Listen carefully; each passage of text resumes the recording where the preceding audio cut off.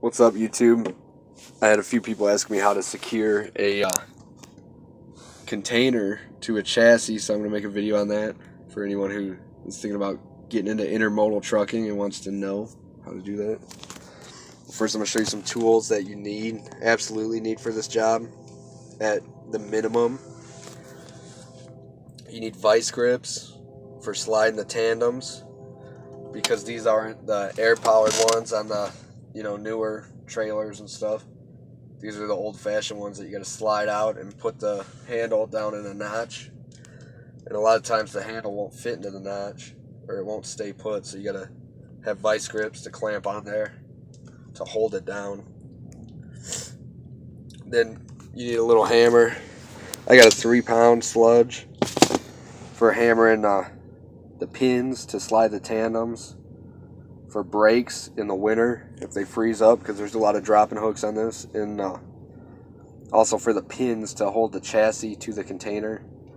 Sometimes they don't sit right, and if that happens, the best thing to do is if it's not sitting flush, instead of hammering on it, because that's also really dangerous, because it's a 50,000 pound container, 60,000 sometimes, and if anything is underneath it while you're hammering on it, it's going to get cut off or crushed. But a lot of times what you can do if the container's not sitting flush on the back is slide the tandems all the way to the back fairly hard, and that'll usually drop it down. But that's why you need those. And then you need these, because the containers on the pins, you're supposed to secure the pins with zip ties. And when you get to pretty much every rail yard I've ever been to, the first thing they make you do is cut the little zip ties off the pins. So I have wire cutters, you could use scissors or whatever else you want. But those are like the bare minimum tools you need. But let's go secure this. As you can see, I already secured one side, I'm just doing this. And then I just hooked up to this chassis and container. Here's the first pin you want to secure. This one's already locked in, but what it does is that this lifts up and this pulls out, and you push it in. There's a hole. You put your wire tie or zip tie through the hole, and then I'm trying to do this one-handed on a phone, so bear with me.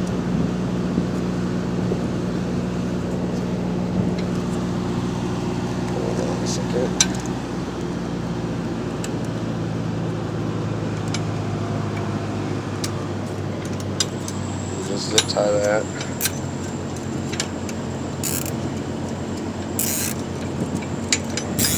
Most of the time these will be pushed in, and once they are, you can't really pull them out. And you always want to check, make sure you're locked in. As you see, I put my hazards on because I'm going to check the tail lights. The container sits on the chassis. The chassis are usually owned by the rail yard. And so that's why it's important, because if you don't secure it, this sumbitch is going to flip off on your first turn. This is what I was talking about to slide the tandems.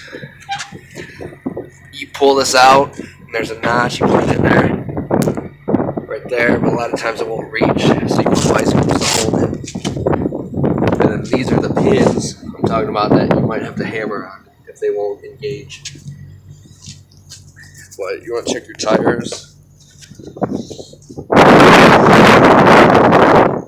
check your lights,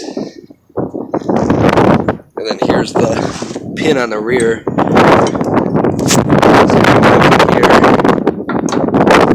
It turns, and you want to lock it in like that, and then you always want to zip tie them. I don't know if this is the law, if it's required by DOT, but I know you don't want to chance it, because you see how easy that thing just turned, and you don't want to be going 50 miles an hour on a curve and have your container fall off. You can see in there kind of. It's locked in. I'll try to get on this side. See if it locks in there.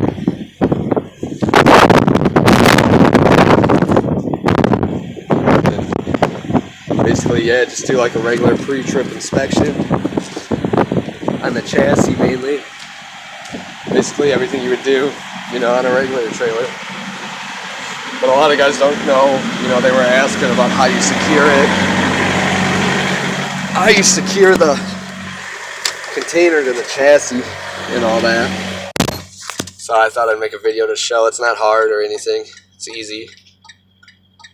You know, it's just important that you do that every single time because you don't want to risk having a fucking 50,000 pound container falling off on you. But, all right. Thanks for watching. If anyone wants to know anything else about intermodal trucking or anything like that, let me know because I know a lot of stuff about it, you know, that most people don't know. All right, thanks. Bye.